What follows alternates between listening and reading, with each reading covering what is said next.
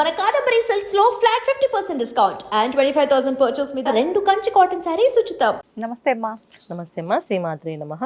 అమ్మ, ఈ శ్రావణ మాసంలో పూజలు వ్రతాలు ఇవన్నీ ఆచరిస్తూ ఉంటాము. ఖచ్చితంగా ఏ పూజ చేసుకున్నా కూడా వాయనం ఇవ్వందే ముత్తైదులకు ఆ పూజ అనేది పూర్తవదు అని చెప్పి భావిస్తూ ఉంటాం.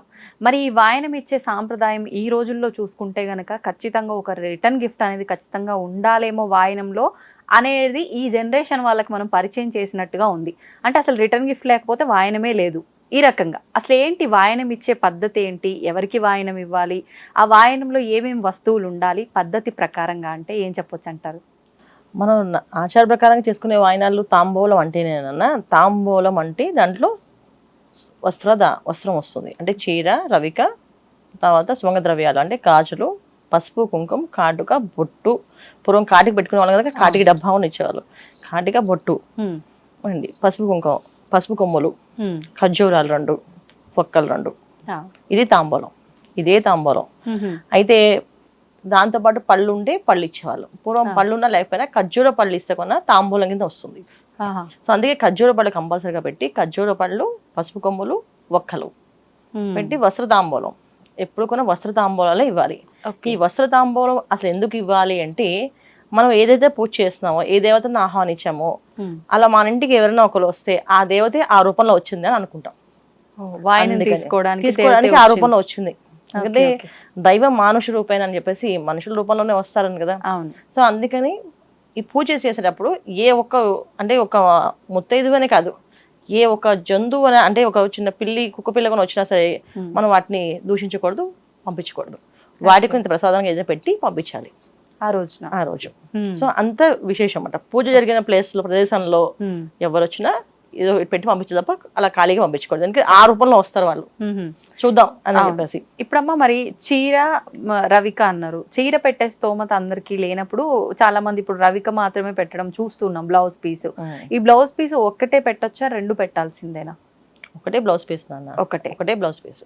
ఇది 2 అనేది ఎక్కడి నుంచి వచ్చిందో తెలియదు నాకు, కానీ అది కొన్ని ఆచారాలు మారిపోయి ఒకటి పెట్టకూడదు, 2 పెట్టాలి, అన్ని 2 అనేది కొన్ని విషయాలకి. వస్త్రదానం అనేది అక్కడ వస్త్రము అంటే ఇది వస్త్రం సమర్పయామి అంటే ఇక్కడ వస్త్రం అయింది కదా, అంతే. 2 వస్త్రాలు సమర్పయామి అనలేదు అక్కడ. వస్త్ర సమర్పయామి అంటే వస్త్రం, ఒక జాకెట్ బట్ట, అది అంచున్న జాకెట్ బట్ట పెట్టడం. అంచున్నాలి, అంచు కంపల్సరీగా ఉండే జాకెట్ బట్ట పెట్టుకోవాలి. అంచు లేకుండా ఏదో ఒకటి, ఇప్పుడు చాలా మంది సిల్క్వి అవి పెట్టేస్తున్నారు కదా, అవి పెడితే చిరిగిన బట్ట పెట్టినట్టు, దేవుడికి కట్టిన చిరిగిన బట్టలు కట్టినట్టు అది. సో వాయినం ఇచ్చినప్పుడు మనం మిగతా రిటర్న్ గిఫ్ట్స్, ప్లాస్టిక్ ఐటమ్స్ కానీ, గాజు వస్తువులు కానీ ఇస్తే శనేశ్వరుని ఇచ్చినట్టే. మన ఇంట్లో శని వదిలి వాళ్ళకి శని పట్టినట్టే పట్టుకెళ్తే. అంటే తీసుకునే వాళ్ళు ఆలోచించాలి ఇక్కడ. 100% అసలు ఇవ్వకూడదు. ఇంట్లో ఎప్పుడు కొనా మనం ఇంట్లో పూజ చేసే విధానం ఎందుకు చేస్తున్నాం? పూజ ఇంట్లో అన్ని విషయాలు, అష్టదరిద్రాలు బయటికి వెళ్ళిపోయి సౌఖ్యాలు, సౌభాగ్యాలు కావాలని ఇస్తున్నాం, అంతే. ఏంటి ఈ అష్టదరిద్రాలు ఎలా ఇంట్లోంచి వెళ్ళిపోతాయి అంటే, అసలు ఎలా పోతాయి అసలు ఇంట్లోంచి? మనం ఇంట్లో పూజ చేసినప్పుడు మనం ఎందుకు శుభ్రం చేస్తాం? చిరిగిన వస్త్రాల్ని తీసేస్తాము, కాలిన వస్త్రాలని తీసేస్తాము, తర్వాత విరిగిన వస్తువుల్ని తీసేస్తాము. అండి ఏవి విరుగుతాయి ఎక్కువ? గాజు వస్తువులు విరుగుతాయి. గాజు విరిగితే వెంటనే పారేయమని చెప్తాం. ఎందుకు? ఎందుకంటే గాజులో నెగిటివ్ ఎనర్జీ ఎక్కువగా ఉంటుంది, అందుకని విరగ్గానే తీసుకెళ్ళి వెంటనే పారేయండి అని చెప్పేసి అంటారు. అండి తర్వాత ప్లాస్టిక్, ఇప్పుడు కొత్తగా వచ్చే ప్లాస్టిక్ అలంకరణలో దీనివల్ల నెగిటివ్ ఎనర్జీ ఉంటుంది, చైతన్యం అనేది ఉండదు. ఇప్పుడు ఎక్కడైనా సరే జీవం ఉన్న చోట మనకి అక్కడ స్వామివారి అనుగ్రహం కలుగుతుంది, స్వామివారి అనుగ్రహం వస్తుంది. ఇప్పుడు ఏదో ఒక పువ్వులోనో ఒక పుష్పం పెడితే ఆ సువాసన కలిగి ఆ సువాసనతో పూజ చేస్తుంటే మనకు ఒక ఆహ్లాదం వస్తుంది, ఆక్సిజన్ లెవెల్స్ మనకి ఇంప్రూవ్ అవుతాయి. అదే ప్లాస్టిక్ అలంకరణ మొత్తం చేసేసి అమ్మవారి తోరణాలతో సహా ప్లాస్టిక్ టార్పర్ వెనక వేసేసి అన్ని పెట్టేసి తాంబూలాల్లో కూడా ప్లాస్టిక్ డబ్బాలు పెట్టిస్తే అసలు ఎక్కడ చైతన్యం ఉంటుంది? తీసుకునే వాళ్ళకి పాజిటివ్ ఉండదు, ఇచ్చే వాళ్ళకి పాజిటివ్ ఉండదు. అందుకే వాయనం అనేది ఏంటంటే, పూర్వం అని చెప్పింది వస్త్ర తాంబూలంతో పాటు శనగలు దానం. ఈ వరలక్ష్మి వ్రతంలో ఎక్కువగా ఇచ్చేది ఏంటి? శనగలు ఇస్తాం. శనగలు ఎందుకు ఇస్తాం అంటే గురువు ఒక అనుగ్రహం కోసం ఒకటి. రెండోది శనగలు దానం ఇస్తున్నాం ఎందుకంటే ఏదో ఒక ఆహారం పెట్టి పంపించాలి ఎవరికైనా, ఏ ఆహారం లేకుండా పంపించకూడదు. అందుకని మళ్ళీ ప్రసాదం పెడతాం. కొంతమంది ప్రసాదం తీసుకోకపోతే కనీసం ఒక కప్లో ప్యాక్ చేసి ఇస్తుంటాం. అలా తింటే అమ్మవారే తిన్నట్టు. కానీ ఇక్కడ నానబెట్టినవి మాత్రమే ఇస్తారు కదమ్మా, ఎందుకని నానబెట్టినవి ఇవ్వటం వెనకాల ఉద్దేశం? శనగలు ఇవ్వడం మెయిన్ ఉద్దేశం ఏంటంటే, నానబెట్టి ఎందుకు ఇస్తామంటే ఈ శనగలు అనేది చాలా చలవ అనమాట. అంటే పెళ్ళైన కొత్తలో దంపతులు ఈ ఈ ఆచారం ఈ వ్రతం ఆచారాలు చేసేవాళ్ళు కనుక వాళ్ళకి ఏ దిష్టి దోషాలు తగలకూడదని, ఓకే, వాళ్ళ కాపురం చల్లగా ఉండాలని, శనగలు అనేది గురువు ఒక అనుగ్రహం. సో గురువు ఒక అనుగ్రహం ఉంటే సంతాన ప్రాప్తి కలుగుతుందని, ఎటువంటి ఆలోచన చెడు ఆలోచన ఉంటే చేతిలోకి ఎప్పుడైతే శనగలు ఇస్తామో ఆ చెడు ఆలోచన శనగలు తీసేసుకుంటాయి. ఇప్పుడు వీళ్ళు బ్రహ్మాండంగా ఉన్న జంట బ్రహ్మాండంగా బాగా చేసుకున్న పూజ అని కొంతమంది ఆస్వాదించవచ్చు, కొంతమంది లోపలే బాధపడకు ద్వేషించవచ్చు. మా అబ్బాయికి పెళ్ళే కాలేదు, వీళ్ళ అబ్బాయికి పెళ్లి అయిపోయింది, శుభ్రంగా వ్రతం చేసేసుకుంటున్నారు అని అనుకోవచ్చు. ఆమెది కానీ ఆ దోషంతో ఉండి ఆమె తాంబూలం తీసుకుంటే అది ఆ ఎనర్జీస్, నెగిటివ్ ఎనర్జీస్ వాళ్ళకి వెళ్తే ఫార్మేట్ అవుతాయి.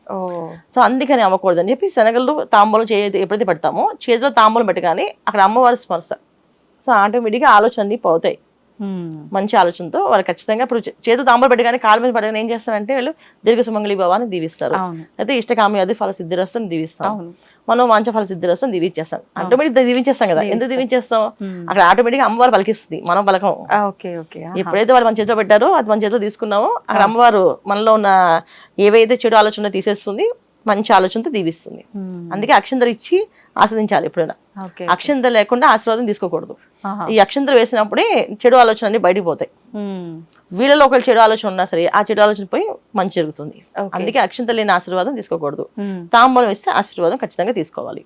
ఇప్పుడు ఈ వాయనం ఇచ్చేటప్పుడు ఖచ్చితంగా వాళ్ళ కాళ్ళకి వీళ్ళే స్వయాన పసుపు రాసి బొట్టు గంధం అన్ని పెట్టిన తర్వాతే ఇవ్వాలంటారా? ఖచ్చితంగా. అందుకే వచ్చే వాళ్ళు మనం ఎవరైనా భావిస్తున్నాం, అమ్మవారు భావిస్తాం. ఇప్పుడు మన ఇంటికి అమ్మవారు వస్తే పనం అయితే రాయిస్తాం, మనం రాస్తామా తాంబూలం? మనమే రాస్తాం కదా. అమ్మవారు మనమే రావాలని మనమే ప్రార్థన చేస్తున్నాం, అమ్మవారు రావాలని. ఆవిడ వచ్చినప్పుడు మనం ఆవిడకి చేయకుండా విలువలు చేస్తే ఎలాగా? మనమే రాయాలి పసుపు.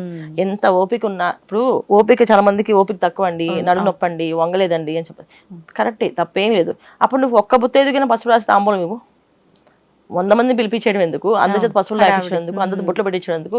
మేము చేసుకున్నాం పూజ అని చెప్పుకోవడం తప్ప అక్కడ ఫలితం మాత్రం నువ్వు ఎవరు రాసావో అదే ఒక ఫలితం వస్తుంది.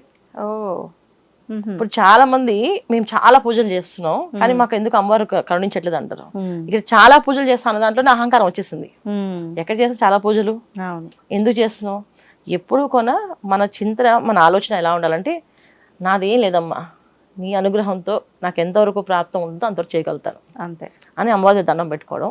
తర్వాత ఎవరైనా వరలక్ష్మి చేసుకున్నట్టు చేసుకున్నామండి అని చాలా బాగా చేసేసుకున్నాం, బ్రహ్మాండంగా చేసుకున్నాం, మీరు రాలేదు, మీరు మిస్ అయిపోయారు అనే పదాలు వాడకూడదు. ఎందుకంటే అవతల వాళ్ళకి ఏదో అవస్థ వచ్చి రాలేకపోయారు కదా, అందుకని వాళ్ళని దెబ్బపరచకూడదు మనం. ఓకే, అవకాశం కలగలేదు, వాళ్ళు రాలేదు, చేసుకున్నామండి, బాగుంది, అమ్మవారి అనుగ్రహంతో బ్రహ్మాండంగా చేశానండి పూజ అనుకుంటున్నాను అనుకోవాలి తప్ప బ్రహ్మాండంగా చేశాను అందరూ అనకూడదు. అది వాయనం ఇచ్చినప్పుడు ఏంటి, నేను వాయనంలో ఇంత పెట్టి ఇస్తున్నాను, ఎవరికి ఇస్తున్నావు, దేనికి ఇస్తున్నావు? ఇవాళ ప్రతి ఒక్క మనిషి ఏదైనా చేస్తున్నామంటే వాళ్ళకి పుణ్యం వస్తుందని చేస్తున్నారు. మీరు ఏ పుణ్యం రాదండి, మీరు పూజ చేసినా రాదు, పూజ చేయకపోయినా రాదు, మీకు ఏమి రాదు అని అంటే చేస్తారు ఎవరైనా పూజ? అయిపోయింది కదా ఇక్కడ, మరి ఇంకెప్పుడు? సో మనం పూజ చేసేది పుణ్యం కోసం. ఏం పుణ్యం కోసం? సౌభాగ్యం కోసం. సుమంగళిగా మనం నిండు 100 ఏళ్ళు సంతోషంగా సౌభాగ్యంతో ఉండాలని. సో మనం సౌభాగ్యవ్రతం పూజ చేస్తాం అంటే భర్తలు సహకరిస్తారు. అదే భర్తకి ఏమీ రాదు, ఓన్లీ భార్యకే వస్తుందంటే భర్త సహకరిస్తారా? ఇంత ఖచ్చితంగా పెడతారని పెట్టనంటారు. వాళ్ళకు కూడా ఉపయోగపడుతుందని చేయమని చెప్తున్నారు. అందుకే దంపతులు ఇద్దరు మనస్ఫూర్తిగా కూర్చొని పూజ, అమ్మ నీ అనుగ్రహంతో మేము పూజ చేసుకుని తాంబూలాలు ఇచ్చుకొని వాయినాలు ఇస్తున్నప్పుడు ప్రతి ఒక్క మనిషిలోని అమ్మవారిని చూడాలి. వీళ్ళు మాకు నచ్చలేదు, ఈమె ఈ డ్రెస్ వచ్చింది, ఈమె ఇదే వేసుకొచ్చింది, ఏం పట్టించుకోవద్దు, ఏ రూపంలో వస్తుందో తెలియదు, ఆవిడ ఇచ్చేయడమే. కళ్ళు మూసుకొని వాయినాలు ఇవ్వాలి. కాకపోతే ప్లాస్టిక్వి గాజువి ఖచ్చితంగా ఇవ్వకూడదు. మీకు కలిగి ఉంటే వెండి ఇవ్వండి, చాలా మంచిది.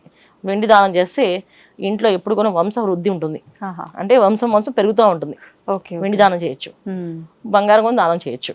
అండి బంగారం దానం చేస్తే శనేశ్వరుడు అనే కర్మ అనేది ఉండదు ఆ ఇంట్లో అంట. సో బంగారం లక్ష్మీదేవి గారు ఎలా ఇచ్చేస్తా అంటారు, బంగారం దానం చేస్తే సువర్ణ దానం అంటది. అది సువర్ణ దానం అన్నిటికన్నా మంచి దానం. సువర్ణం ఇస్తే తాంబూలంలో మనం ఇస్తే కనుక ఖచ్చితంగా మన ఇంట్లో ఏ కర్మ అనేది ఉండదు అని చెప్పి అంటారు. అది సో ఇవన్నీ కూడా శాస్త్రాలు ఉన్నవి. కానీ ప్లాస్టిక్ ఐటమ్స్ ఇవ్వమని ఎక్కడ ఏ శాస్త్రంలో లేదు. అందుకని ప్లాస్టిక్ ఐటమ్స్ ఇవ్వకూడదు. ఏదో గొప్ప కోసం మనం ఇస్తున్నాం కానీ దానివల్ల నెగిటివ్ ఎనర్జీ పెరుగుతుంది, వాళ్ళకి శత్రుత్వం పెరుగుతుంది. వీళ్ళు డబ్బా ఇచ్చామా పెద్ద డబ్బా ఇద్దాం అనే ఫీలింగ్ వస్తుంది. దానివల్ల అమ్మవారి అనుగ్రహం రాదు. ఇక్కడ అమ్మవారి అనుగ్రహం కాబట్టి ప్రశాంతంగా పూజ చేసుకోవాలి. ఆ జాకెట్ బట్టి వాళ్ళు కుట్టించుకునే విధంగా ఉండేటట్టుగా ఒక అంచునది కుట్టించి వేసుకుని చేసుకోవాలి. లేకపోతే శుభ్రంగా కాటన్ చీరలు ఇవ్వచ్చు. ఇబ్బంది ఏం లేదు. ఇంత గ్రాండ్ చీర వాళ్ళది. వస్త్రం సమర్పయామి అన్నప్పుడు ఇక్కడ మనం కలిగిన దాంట్లో మంచి కాటన్ చీర ఇచ్చినా మంచిది, అంతే. అంతే మించి ఏదో గొప్పగా గ్రాండ్ గా ఏది ఇచ్చినా ఎదుటి వారికి ఉపయోగపడేటి వాళ్ళు కానీ ఫార్మాలిటీ కోసం ఇచ్చేటట్టుగా ఉండకూడదు. అది ఇస్తే ఉపయోగపడాలి. పండైనా ఫలమైనా ఏదైనా సరే అది వాళ్ళు కట్టుకునే విధంగా ఉండాలి. బ్రహ్మాండంగా ఇచ్చేది, ఇది కట్టుకుంటా, ఇది వేసుకుంటా అనుకోవాలి, అంతే. ధన్యవాదాలమ్మా. నమస్తే అమ్మా. శ్రీమాత్రే నమః.